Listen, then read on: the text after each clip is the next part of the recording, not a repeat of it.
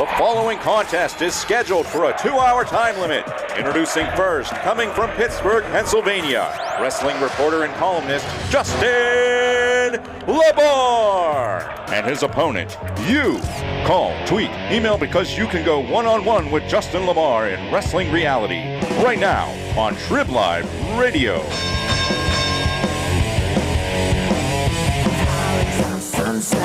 Knock, knock. Who's there? Fandango. Fandango who? Go Fandango yourself. That might have been the line of the night.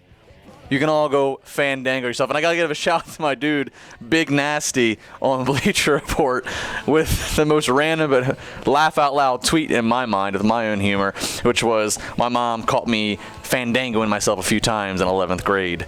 I just thought it was kind of brave and bold that he put that out there on Twitter. Follow him at This Is Nasty. Justin LaBar here, Wrestling Reality one-on-one with me, Trib Live Radio, presented to you by Tony Dale Pub and Grill. It's the place to go. We'll be back there soon enough. Hope to have some dates very soon on that regard. So it was the Monday Night Raw after the famous Jersey crowd at Izod Center. A lot of pressure here. Everybody wondering what the crowd's going to be like. If you thought it was going to be a crowd as good as the week before, then you're setting yourself up for disappointment. The story here, though, was Ryback. A lot of people were bored by the pre-produced promo that he did in the middle of the show. I say, yes, it was a little bit long, but you had to do it that way. First off, good move by WWE for doing it pre-recorded backstage. If it would have been live, you would have had no control over it, or less control at least. The crowd would have distracted them. They would have gotten all over him. It could have been a big train wreck. But doing it pre-produced was good. The change in the camera angles, the zooms, and also being able to throw in the highlights in the video to reference what he's talking about. It helped get the point across, and it helped justify, quite frankly, a big fault that WWE's had, which has been the amount of losses they've given Ryback on a big stage since his entrance into the main event top level of the roster that they've had him at since the fall. They used John Cena as the scapegoat for why he's lost, even when it was unjustified. Good heel move. They had Ryback even use a new catchphrase with the Ryback rules. He talked more than we've ever seen. It felt like I got to know the character more than I ever had. Good move by WWE. They had him come out, stare down, face to face. Cena came with the verbal punches.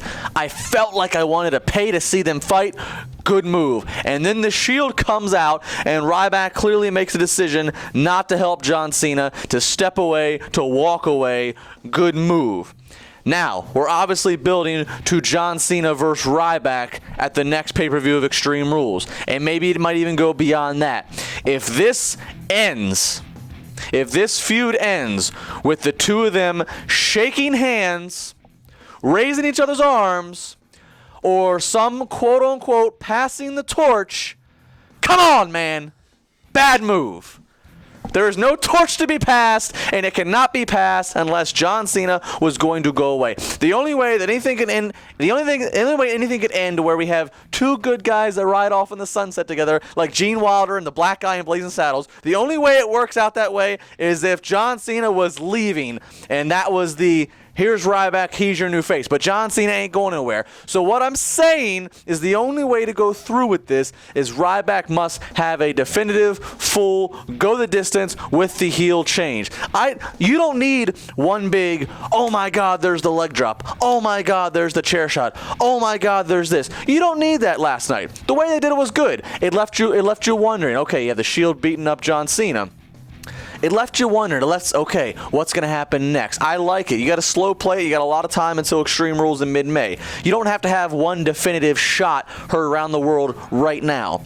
I just hope that Ryback is going to follow through, and you might as well let him be. Build him. Let John Cena, let your golden goose build Ryback to be another top heel. CM Punk isn't going to be around forever, and is CM Punk going to remain a heel? We'll talk about that some. Build Ryback as your top heel. Do not let this become Ryback, John Cena, and they earn each other's respect, and they walk off together, and that's how we end it. No, no, no, no, no. You did it with The Rock and Cena at WrestleMania. That's the grand spectacle. That's the spectacle. Extreme Rules isn't a spectacle. Extreme Rules is a pay-per-view where I want to see a fight and conflict. Forget Ryback's rules. LaBar rules. That's a fact, Jack. 412-320-7925. Sports Talk at tribweb.com. Tweet me at Justin LaBar. Former WWE star John Morrison coming up later in the show. It is Trib Live Radio.